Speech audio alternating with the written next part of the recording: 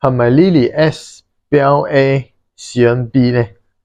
如果你淨係睇嗰個字，你可能已經覺得自己已經知道答案，但係你錯，真正嘅唔同係響字嘅後邊。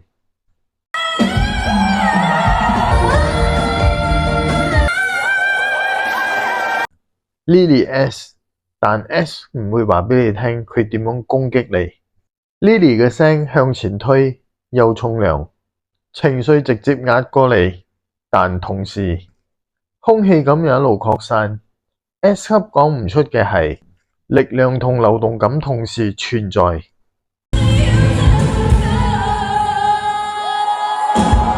Bell A， 但係 A 講唔到佢嘅穿透感。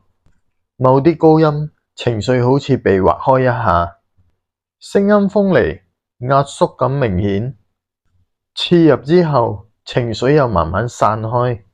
A 講唔出嘅係刺入之後嘅擴散。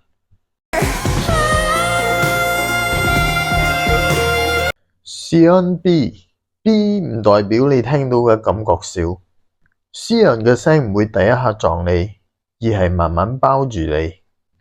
情緒一路向內擴散，有啲細節位又會帶點鋒利感。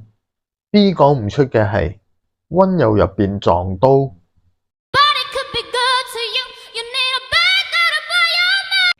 Lily 拳加豪風 ，Bell 刀加豪風 ，Sion 風加豪刀。